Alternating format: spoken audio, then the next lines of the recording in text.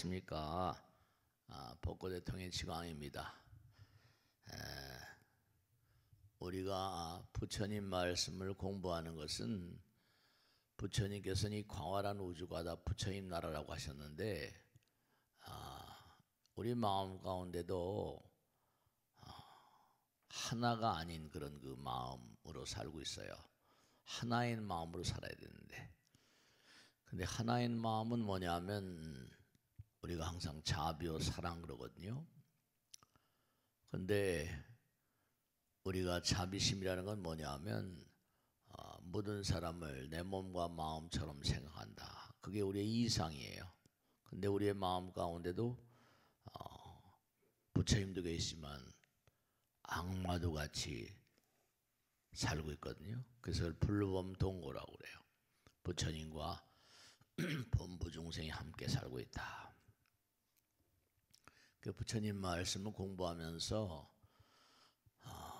사람이 조금이라도 좀 변해가려는 노력을 좀 해야 되거든요. 우리가 세상을 살면서 엄마 아버지가 돼서 공부 열심히 해라, 공부 열심히 해라 그러잖아요. 근데 공부 열심히 하면 뭐가 좋길래? 그건 다 잠재의식적으로 상식적으로 알잖아요. 공부를 열심히 하게 되면 뭔가 하니 어떤 힘을 갖게 돼요. 세속에 말한 대로 실력이라거나 능력이라거나 이렇게 얘기하잖아요. 우선 공부를 열심히 한다는 것은 뭐냐면 그만큼 뭔가 어려움을 뚫고 나가려는 강한 의지가 발로가 돼서 그렇거든요. 근데 이제 문제는 뭐냐면 그 능력이라고 하는 것도 우리가 사회를 보면 공부 열심히 한 사람들이 무슨 세상을 마냥 다 잘 사는 건 아니거든요. 그래서 이제 중요한 게 우리 마음 가운데 어떤 또 다른 어떤 힘의 세계가 있어요. 그것은 뭐냐면 실력이라거나 능력이라거나 하는 그런 세계를 뛰어넘는 또 하나의 힘의 세계가 있는데요. 그걸 이제 우리가 법력이라고 말합니다. 법력. 뭐냐면 아무리 어려움이 있고 고통이 있고 쓰라림이 있다 하더라도 뭔가 믿는 구석, 나는 믿는 구석이 있어 이러잖아요. 너는 못 믿는 구석이 있나 보다. 네, 이 믿음이라고 하는 것, 신심이라고 하는 것은 또 하나의 정말 무서운 힘이에요. 그래서 흔히 그런 얘기 하잖아요.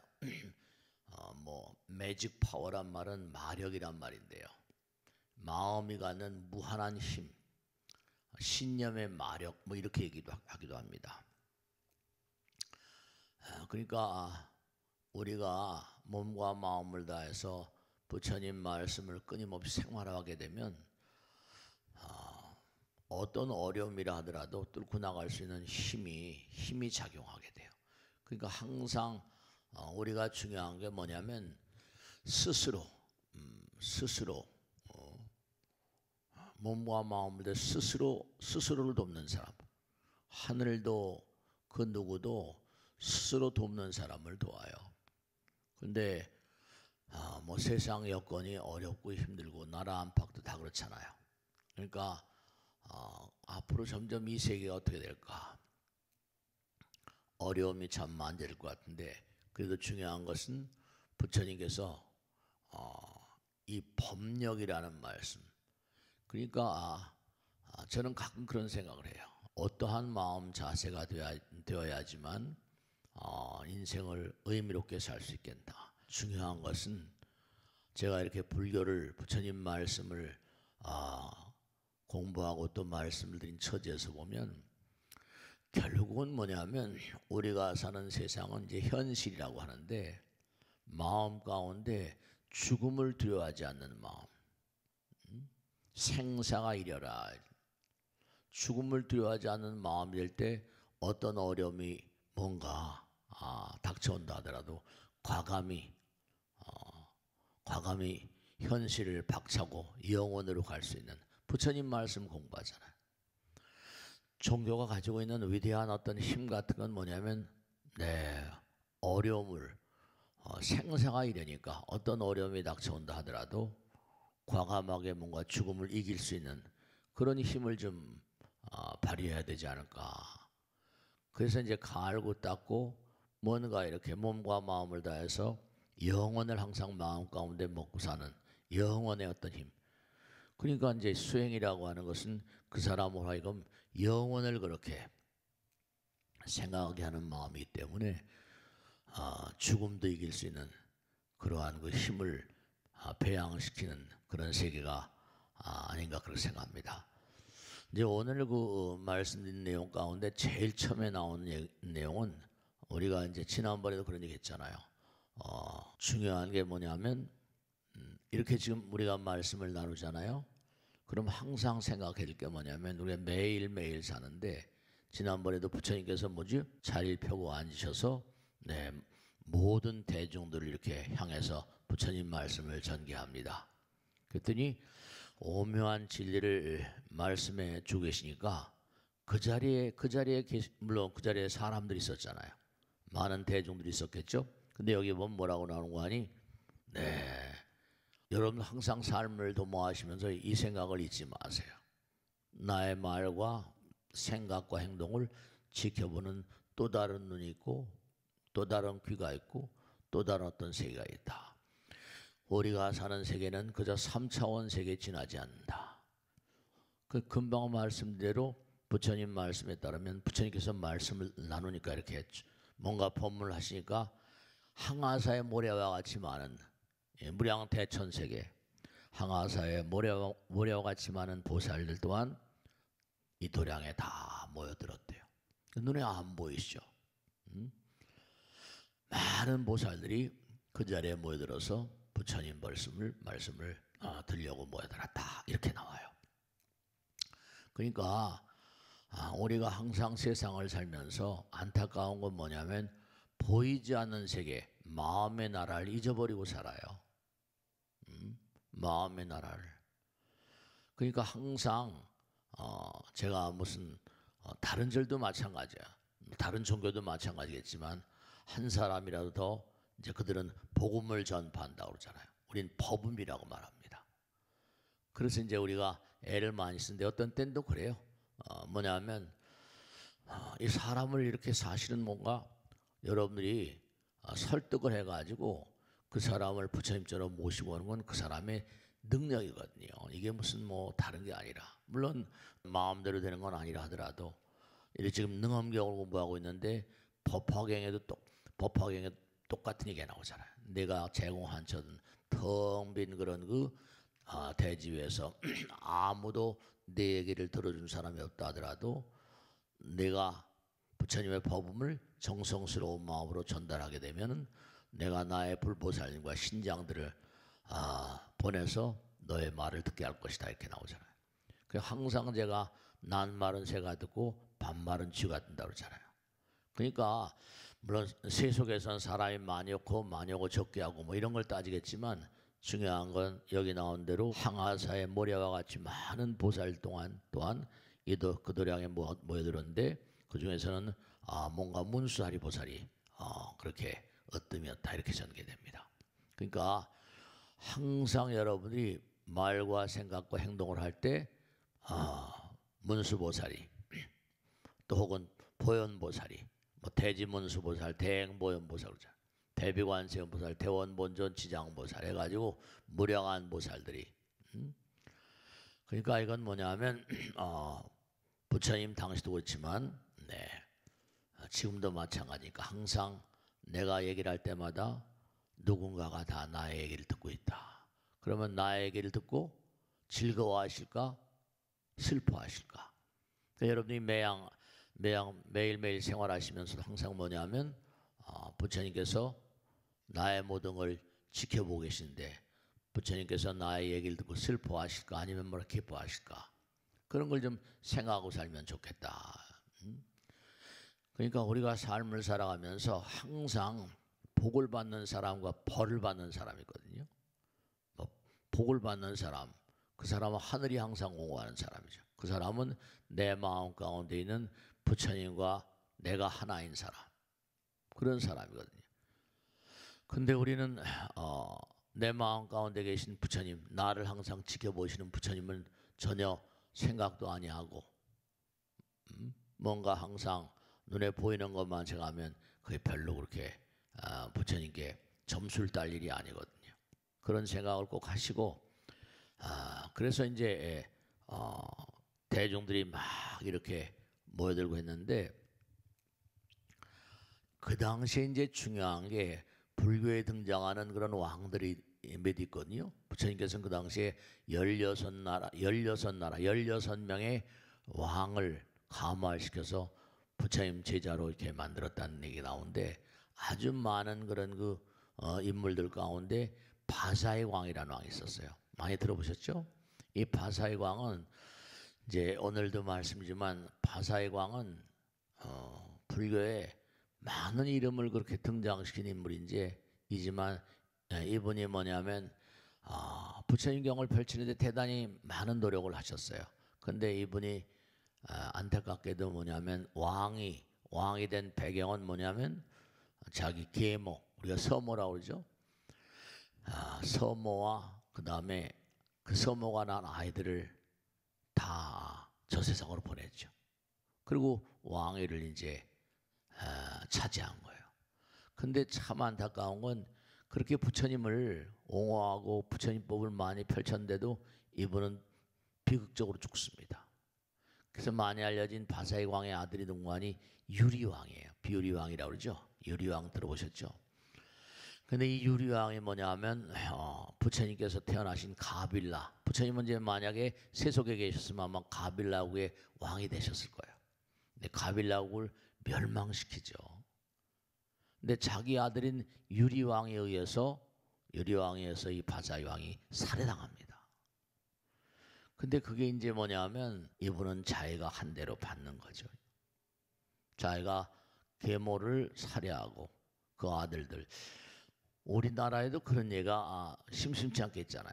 조선을 가까운 이시조선, 조선을 뭔가 건설한 태조, 이성계, 뭐 태정태세 그러잖아요. 이방원이 뭔가 왕자의 난 해가지고 막 자기 동생들을 보내고 말이죠. 자기가 왕을 차지하고 막 이랬잖아요. 그런 예들은 권력자들의 세계에 비근한 예로 여러 차례 역사에도 찾아볼 수 있는데, 이 사건을 보면서 아무리 왕이라 하더라도 업에서는 절대로 뭔가니 업을 피할 수가 없어요. 부처님께서 정업난면이라고 그래가지고 우리 인간들은 태어난 이상 근본적으로 가야 될 길이 있어요. 태어난 순간, 우리는 아이가 태어나면 너무 이쁘고 귀엽고 정말 내 모든 걸 줘도 아깝지 않잖아요. 근데 태어난 이상 그 순간부터 늙어갑니다. 생로병사, 이 네 가지 다 지은 죄는 피할 수가 없습니다. 그 다음에 내가 과거생에 뭔가 어떤 그런 문제성 있는 일에 가담했을 경우는 재앙을 만나게 되는데, 이 재앙을 뭔가하니 피할래야 피할 길이 없어요. 또 하나는 인연이라고 그러죠. 죄와 재앙과 인연, 이걸 칠난면이라고 그래요. 그러니까 여러분이 만나는 사람들이 전부가 다, 여러분이 좋거나 나쁘거나 간에 전부가 다 인연 중생들입니다. 그러니까 나에게 마냥 인연 중생이라고 하지만 나에게 마냥 좋은 일만 가져오는 건 아니거든요. 오히려 뭐냐 하면 이 세상에 만나게 되는 사람들은 나에게 아픔을 가져다 주는 사람들이 더 많을 수밖에 없어요. 왜냐하면 우리가 이렇게 태어나서 사는 모든 게 전부 다 업장 덩어리이기 때문에요. 여러분이 꼭 명심하셔야 될 게, 우린 태어나서 죽을 때까지 고통의 바다라고 하는 것처럼 즐거운 일보다 항상 고통스럽고 아프고 슬프고 두렵고 하는 일들이 훨씬 더 많습니다. 근데 고통스러운 일들이 많은 이유는 우리가 과거생에 지은 업들 때문에 그런 것이다 생각하시고 그저 끊임없이 참고 견디며 이겨나가는. 그리고 이제 그러니까 중요한 것은 아들, 딸들이 막 고통스러울 때 엄마, 아버지가 어때요? 아들, 딸들이 정말 뭔가 고통을 이겨내기를 바라는 마음이 간절하잖아요. 마찬가지로 이제 우리가 흔히 그런 얘기 많이 하죠. 우리 자비란 말이, 그러니까 우리가 살아가면서 항상 뭔가, 그렇죠? 상대방을 바라보면서도 막 마음 가운데 만감이 교차합니다. 사랑스럽기도 하고 얄밉기도 하고 증오심이 뭔가 뿜어져 나오기도 하고 순간순간 뭔가 마음이 여러 가지로 분기해요. 뭐 분기점이라고 하는 것도 있지만 그 마음 자체가 번뇌죠.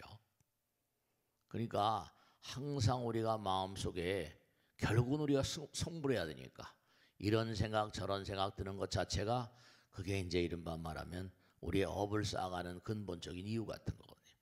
근데 수행할 때도 우리가 그런 얘기 하잖아요. 그죠?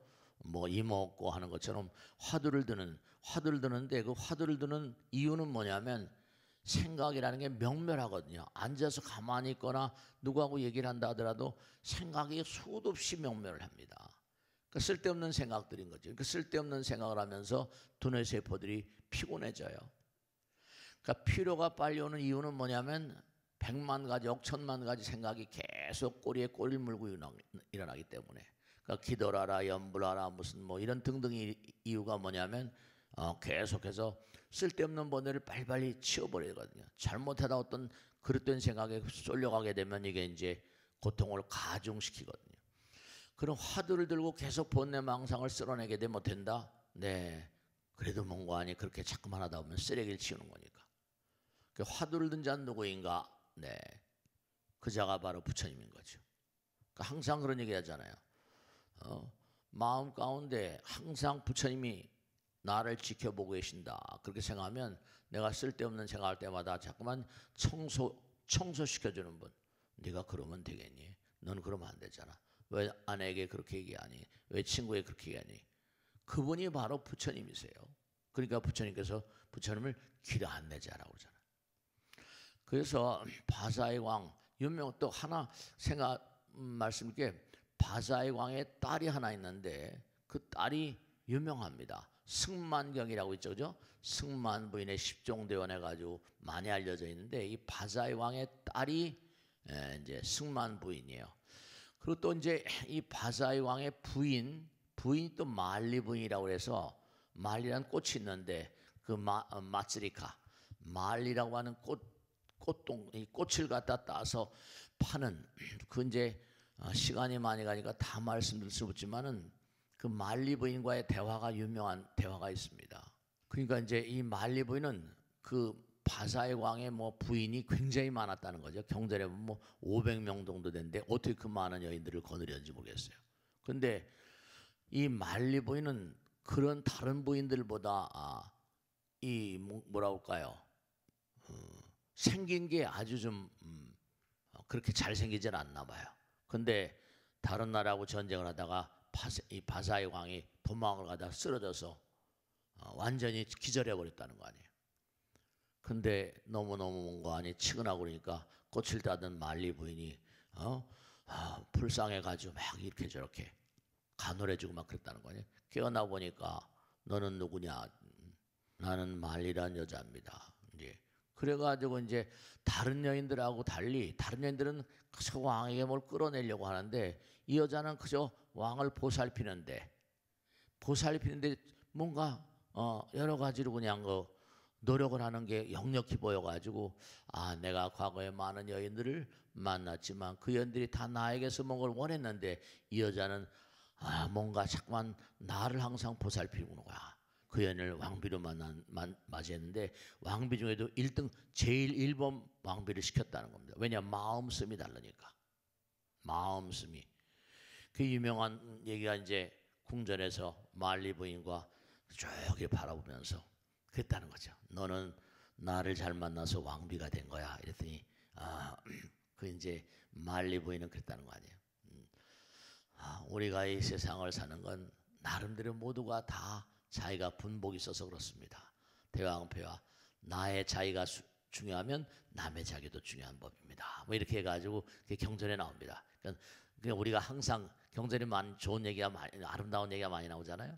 나의 자기가 소중하면 남의 자기도 소중합니다. 그런 얘기 많이 듣잖아요. 잘 이랬다. 남을 뭐라 이롭게 해야 내가 이롭다. 내가 남을 배려하는 마음이 결국은 내가 좋아진 법이고 남을 배려하는 생각과 행동과 말이 결국은 뭔가 하니 나를 풍요롭게 만드는 거거든요. 그러니까 잘 되려면 뭐라 옛날에 항상 제가 드린 말씀은 잘 되려면 마음볼 똑바로 쓰고 마음볼. 내가 부처님 대하듯이 항상 상대방을 대해야 된다. 그러니까 기도하는 마음으로 상대방을 대하는 거죠. 기도하는 마음으로 말하고, 기도하는 마음으로 생각을 하고, 기도하는 마음으로 행동을 하고. 그러니까 여기도 지금 나오고 경전에 계속 나오지만 부처님께서 제자들에게 항상 그죠? 항상 제자들에게 가르친 내용들이 대부분이잖아요. 그죠? 오늘은 이제 아까 말씀드린 광대면 우주의 무량한 대천세계 정말 무량한 존재들이 우리를 다 지켜보고 있다. 근데 우리의 마음과 그들이 하나로 통하고 있다. 그러니까 내가 항상 mongo하니 그와 같은 사실을 놓치면 그때 내가 흑암물에 떨어져 있는 것이다. 그러니까 스님들도 화두를 들다가 화두를 놓치면 흑암물에 떨어져 있다. 마구니의 굴에 떨어진다. 그렇게 얘기를 합니다. 그러니까 항상 잊지 마시고 부처님을 대하듯이, 불보살과 신장님을 대하듯이, 보이지 않는 세계를 대하듯이 그렇게 얘기할 때라야만 내가 온전히 살고 있는 겁니다. 그러니까 내가 보이지 않는 세계를 생각하고 말하고 행동하는 건 이게 전부가 다 번뇌고 욕심과 탐욕에 찬 말들이다. 잊지 마시고 그렇게 생활하실 당부드립니다. 오늘은 여기서 마치겠습니다. 다음 주에 다시 뵙겠습니다. 감사합니다. 네네.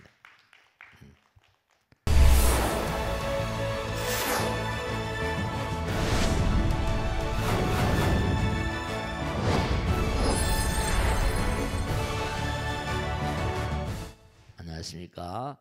소통대통, 복고대통의 지광입니다. 우리가 모든 일을 하다 보면 그렇잖아요. 천리길로 한 걸음부터라는 것처럼 모든 일을 하다 보면 이 사바세계는 말씀이죠. 사바세계는 시간과 공간이 있는 세계예요. 물도 있으면 물도 끓이려면 시간이 걸리잖아요. 양에 따라 시간이 많이 걸리거나 적게 걸리거나 그래요. 근데 어떤 일을 하더라도 그 일이 요하는 시간과 노력과 정렬이 다 달라요. 그러니까 우리가 어떤 일을 벌인다 하더라도 항상 무관히 너무 서두르지 마세요. 그렇죠. 서두르게 되면 뭐라 옛날 말에도 너무 서두르다 보면 그 일이 그르쳐지는 수가 있거든요.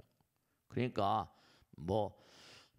우보철이라고 하는 것처럼 한 걸음 두 걸음 걸어가야지만 그래야지 목적지에 도달할 수 있거든요. 그러니까 아무리 답답하다 하더라도 꾸준히 늘 말해서 슬로우 앤 스테디 그러잖아요. 전부 다 어떤 분은 그러시더라고요. 스님 제가 좀 좋은 꿈 꿨는데 꿈에 너무 속지 마세요. 왜냐하면 꿈이라고 하는 것도 손몽을 봤다 하더라도 우리는 몽관이 엄연히 시간과 공간이 있는 세계인데 보이지 않는 어떤 조상님이라거나 허공의 세계는 시간과 공간이 없어요. 그게 10년이 걸릴 수도 있고 얼마나 걸릴 수도 있고 그러니까 꾸준히 나가셔야 된다. 꾸준히 나가셔야 되지 이게 금방 되는 건 절대로 아니라는 걸 분명히 하시고 하시겠죠? 자, 질문 받겠습니다. 누가 질문해 보세요. 네. 얼마 전에 아는 지인에게 사과를 받았는데 도무지 진심을 느낄 수가 없어서 제 마음의 응어리가 풀리지 않습니다.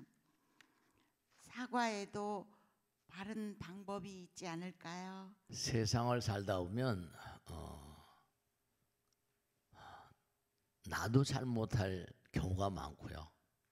또 상대방이 내 마음을 아프게 할 때도 많죠. 근데 항상 잊지 마세요. 뭐냐면 상대방이 나에게 잘못한다는 것과 동일한 비율도 될 수 있고 오히려 내가 더 상대방에게 잘못할 수 있다.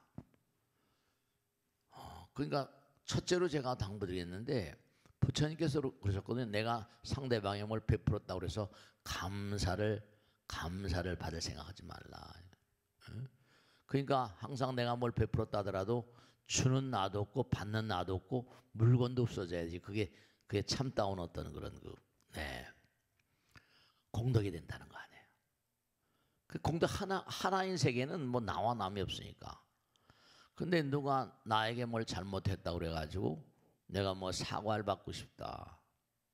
사실은 사과를 받고 싶다는 생각도 하지 마세요. 왜냐하면 사과를 받는 내가 있으니까 그것도 온전하지 못하죠. 사과를 받는 내가 있다고 하면 그 사람이 지금 말씀하신 대로 내가 사과를 받았는데 영 사과받은 느낌이 안 들어요. 네. 근데 응어리가 풀리지 않았다. 그것도 별로 좋은 게 아니죠. 응어리라는 게 이게 뭉치는 거 아니에요. 그러니까 누구한테 뭔가 저 사람이 분명히 잘못했어요. 그럼 분명한 사실이 그렇잖아요. 저 사람이 나에게 잘못한 건 그냥 그렇게 돌리세요. 괴로울지는 모르겠지만 내가 뭔가 이렇게 그릇된 그런 그 과거의 나의 말과 생각과 행동이 내가 이런 경우를 초래하나 보다. 그럼 뭐죠? 지나가는데 그러면 상대방의 사과를 받는데 내 마음이 흡족지 않다. 그럼 그건 아까 언젠가도 말씀했죠. 내가 뭔가 상대방을 칭찬을 하잖아요. 그럼 칭찬하면 다음에 뭐라 어떤 경우에 야단을 맞게 돼, 꾸지람을 듣게 되잖아요. 그죠? 그럼 어떻게 될까요? 그러면 괜히 야속해집니다. 야속한 나가 있잖아요. 칭찬받은 나도 있고 뭐라? 야속한 나도 있잖아요. 상대방이 항상 다 잘할 수는 없잖아요. 그죠? 또 내가 잘할 수도 없고. 이 칭찬과 어떤 그런 책망 이런 건요. 이게 이런 부처님 말씀대로 생각이 명멸하는 어떤 차이 같은 것일 뿐이에요. 남편에게도 여러분이 꼭 뭔가하니 그냥 그 누구에도 마찬가지예요. 남편에게 뭘 사과를 받고 싶거나 뭘 그런 생각하지 마세요. 그냥 항상 잊지 않으셔야 될 게 내가 남에게 할 것만 생각해요. 내가 남에게 항상 상대방이 아무리 내 마음을 아프게 하고 괴롭게 하고 쓰라리게 한다 하더라도 거기서 나의 업장이 소멸되는 것을 생각할지언정 상대방이 나에게 잘못했다고 그래가지고 상대방이 사과받을 그런 마음을 내시면 만일에 그 사람이 사과를 안 하면 내 마음은 두고두고 아프잖아요. 중요한 게 뭐냐면 여러분 이 생각을 해야 된다. 뭐냐면 내가 내 마음은 뭔가 조절할 수 있어요. 근데 내가 상대방의 마음은 내가 절대로 조절하기가 쉬워요, 어려워요? 그러면 상대방을 자꾸만 탓하게 되면요, 결국 누구 속에냐? 내 속에예요. 결국 이게 내 손해란 말이에요. 상대방이 왜 이렇게 안 해주냐 그러면 부처님이 보세요. 부처님이 나를 지켜보기에 저 녀석이 왜 자꾸만 나에게 뭔가 사과도 안 하고 나에게 이렇게 내 마음을 괴롭히지? 그럼 부처님이 나를 보기에 즐겁겠어요? 슬프겠어요? 왜 저렇게 탁 놓질 못하고 놔버려야 돼. 상대방이 뭐 사과를 했는데 풀리지 않는다. 그럼 그 마음이 두고두고 내가 손해잖아요. 내가 손해예요. 내 마음이 풀리지 않습니다. 에라 잊어버려 흘러가는 모든 게 흘러가는 거예요. 저 같은 얘도 마찬가지죠. 저도 부족한 게 많으니까 누가 뭐라고 베라벨 얘기 다 진짜로 말이죠. 그냥 잊어버려야지. 그걸 일일이 다 신경을 쓰면 그거 어떻게 해요? 조금 이름이 유명하다, 이름이 좀 알려졌다, 그럼 베라벨 일이 많은 거예요. 그냥 왜냐? 가만히 지켜보면 자기 생각에 맞지 않으면 전부 다 지네들이 뭐라 입으로 세속말로 찍고 가본다 그러잖아요. 그런 거 다 무시해버려야지. 그런 걸 일일이 신경 쓰다간 정말로 세속말로 오래 못 산다니까요. 그러니까 중요한 게 뭐냐면 상대방이 나에게 사과하길 바란다, 이런 건 잘못된 거예요. 사과를 차라리 안 해주는 게 뭐라? 내 업장 소멸이 되는 겁니다. 건강에 나오잖아요. 약인이 경찰하고 상대방이 나를 갖다 비난하고 책망하고 욕하고 하는 게 차라리 뭐라? 웃고 받았지. 아유 잘못했습니다. 상대방이 뭐라고 하면 오히려 내가 감사해야지. 부처님에 나오잖아요. 뭐라고 나요? 상대방이 나를 비난할 때, 나에게 뭔가 그릇된 말을 할 때 그걸 선물로 하려고 그랬어요. 선물로 하려고 그랬어요. 남편이 막 뭐라 그런다. 그러면 그걸 갖다가 대꾸하게 되면 싸움밖에 더 나요.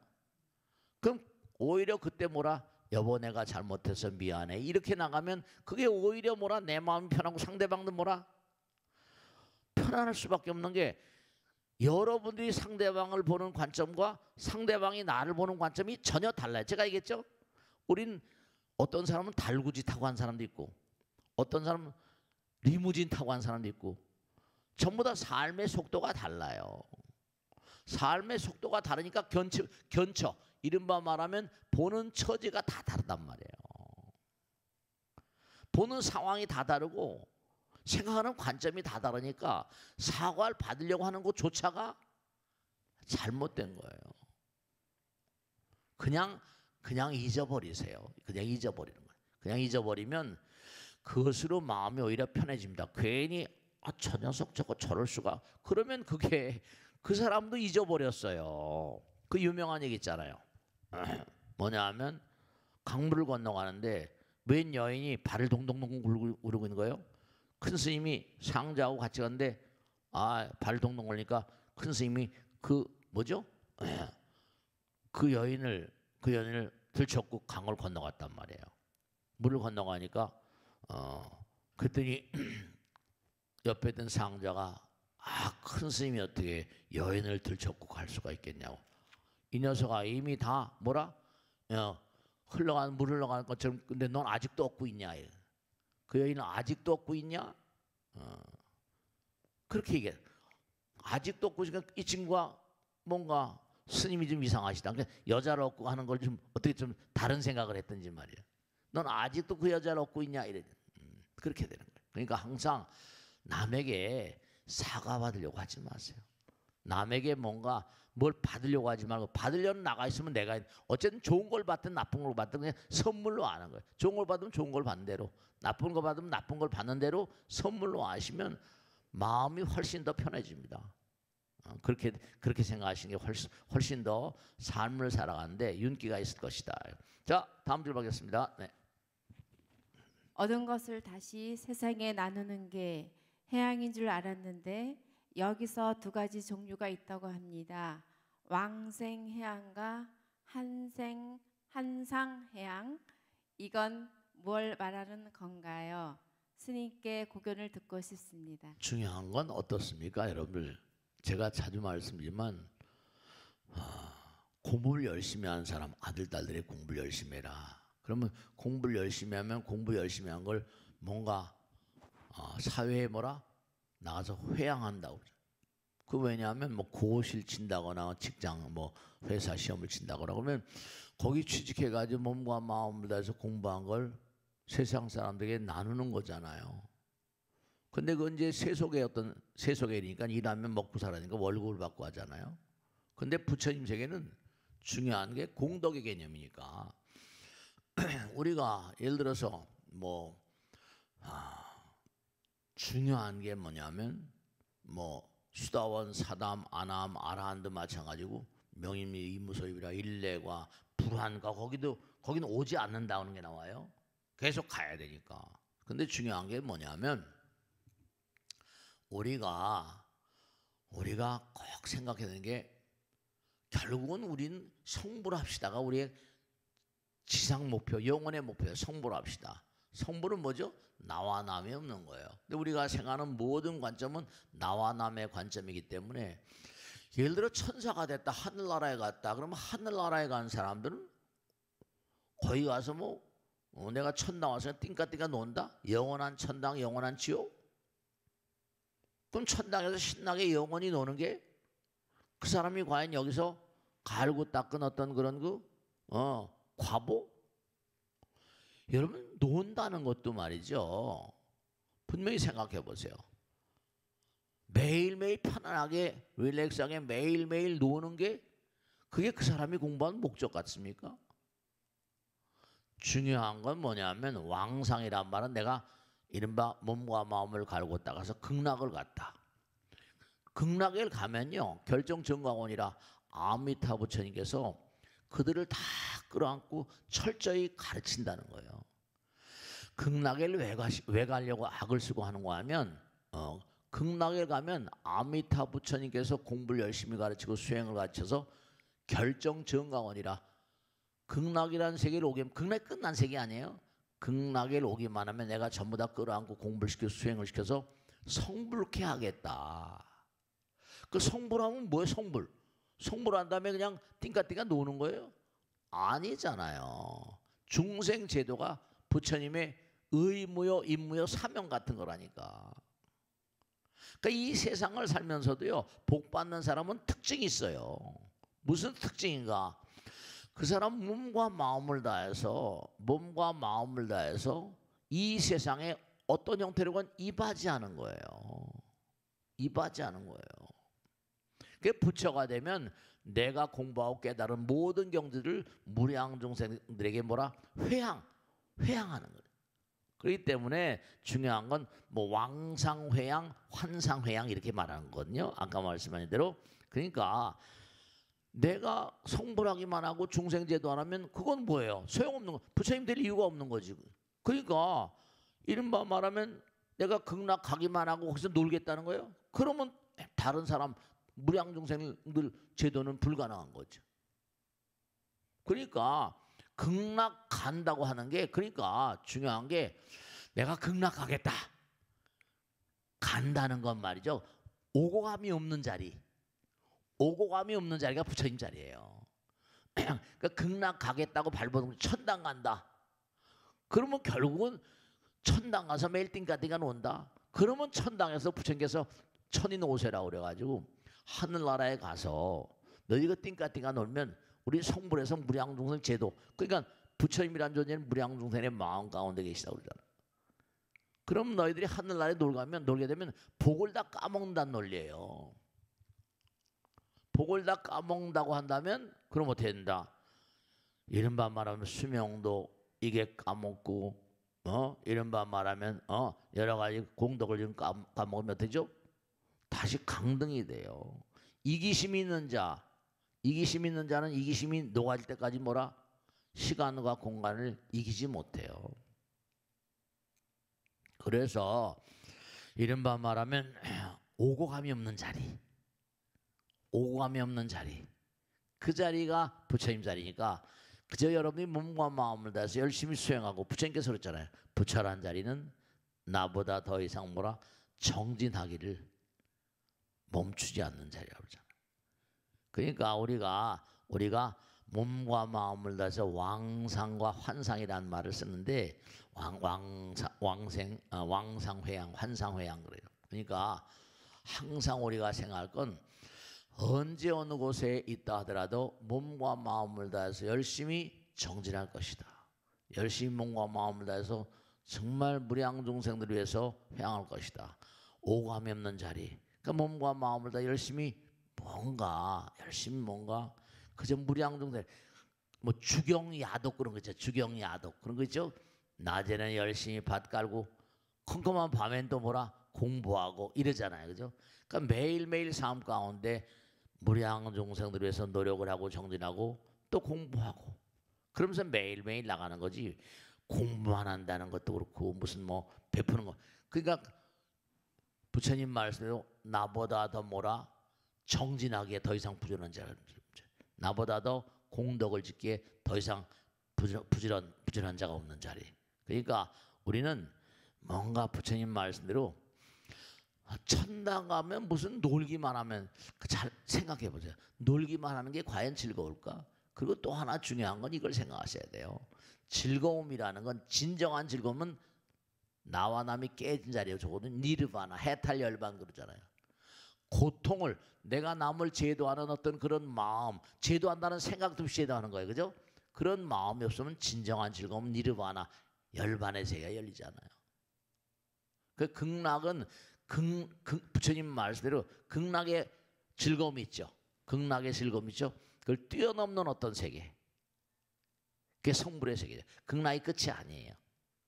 무슨 말씀인지 아시겠죠? 그죠? 그러니까 항상 우리가 세상을 살면서 몸과 마음을 더 열심히 정진하고, 그것이 어떻게든 간에 많은 사람들에게 이바지 될 수 있는 그런 그 삶을 사는 것이 부처님의 가르침의 핵심입니다. 자, 다음 줄 받겠습니다. 네. 큰 스님 안녕하세요. 견성행입니다. 세상은 하루가 다르게 변해갑니다. 나이 든 사람들은 점점 어려워질 수밖에 없는 것 같아요. 이런 세상을 어떻게 슬그럽게 살아갈 수 있을까요? 정말 이렇게 좀 세월이 흘러가고 보니까 너무 세상이 빠르고도 정말로 많이 변해가는 것 같아요. 그러면 어떤 문제인가 하니, 지난번에도 제가 어느 할머니 말씀드렸죠. 우리 복지관에서 뭘 가르치는 거 아니, 한글 학교, 한글 예치기 학교. 여러분 생각해 보시면 웃을 거예요, 그죠? 할머니들, 구룡마을 할머니다, 수정마을 할머니들 가운데 이제 공부를 옛날에는 대체로 그렇잖아요. 여자가 공부해서 뭐 하냐고 그러고 말이죠. 그래 안 그래요? 아버지 어머니들이 그러셨잖아요. 그러니까 초등학교도 못 다니신 분들 계세요. 아, 그런 분이 어디 계시냐고 그런데 그런 분들은 그 후의 세대니까요. 근데 이 할머니 보살님이 구룡마을에서 오셔가지고 그 한글 학교를 다니신 거예요. 나이가 뭐 81나 둘이나. 근데 제가 복지관에 무슨 일이 있어도 올라갔는데 이제 뭐냐면 아이고 스님 세상이 달리 보여요. 왜냐하면 이 보살님 간판 글자를 못 본 거예요. 근데 간판 글자를 보면서 재미난 거예요. 뭐 약국 이런 거 있잖아요. 근데 써 있는 건 모르지만 하여간 저기 하면 약국이다. 간판만 보면 모양만 보고 있잖아요. 그죠? 무슨 가게, 냉면 뭐 있어요. 그러니까 세상이 달리 보이죠. 근데 중요한 건 뭐냐면 이게 중요한 거예요. 그 나이 또래가 돼서 포기하느냐 공부하느냐 이게 이제 중요한 거예요. 아, 내가 나이가 이만큼 되네 그런 거 공부해서 뭐래, 이런 사람은 그냥 까막눈으로 사는 거예요. 근데 뭐냐면 한글이라도 깨쳐야 되겠다 마음 먹고 당신의 의지가 있잖아요. 포기하느냐 다시 한번 정열을 불태우느냐. 네, 중요한 건 치매 같은 걸 연구한 학자들은 뭐라고 하니 계속 공부를 해야지. 그죠? 어떤 기계 같은 것도 어때요? 뭐 기계 집에다 사다 놨는데 그걸 안 쓰면 점점 어떻게죠? 그게 망가집니다. 당연한 거 아니에요, 그죠? 돈에도 쓰게 돼 있는 거예요. 그 나이가 들고 하면 아까 말씀드린 한글을 깨치느냐 안 깨치느냐 그건 전적으로 자기 의지거든요. 그 공부를 안 하면 점점 녹슬어지는데 요즘에 뭐냐면 기계들이 아주 많이 나와요. 뭐 어디가 키오스크란 거 있죠, 그죠? 그러니까 누르지 않으면 계산이 잘 안 되잖아요, 그죠? 음식점에 가도 지금 그런 데가 많잖아요, 그죠? 눌러야 된다니까. 그러니까 이게 참 문제가 되는 게 그걸 배워야 되느냐 말아야 되느냐. 아, 나이가 다른데 그게 무슨 필요 있냐고 그러면 안 되세요. 그러면 스스로가 점점 어두워지는 거예요. 그러니까 중요한 건 그래서 자꾸만 제가 말씀드린 게 나이가 들어도 공부는 해야 돼요. 왜냐하면 우린 나이가 들었다고 끝나는 이게 생사가 말이죠. 언제 끝날지 모르잖아요. 언제 죽을지 어떻게 알아요. 그러니까 제가 당부드리는 게 뭐냐면 무슨 그거 배워야 무슨 소용없는데 그런 생각하면 안 돼요. 우린 영원히 공부해야 되는 존재예요. 우리 영원히 공부할 게 영원히. 꼭 마지막으로 말씀드리고 싶은 건 뭐냐면 우리는 영원한 학습자예요. 영원한 공부자란 말이에요. 영원한 수행자예요. 자, 다음 주에 뵙겠습니다. 대단히 감사합니다. 고맙습니다. 네, 마치겠습니다.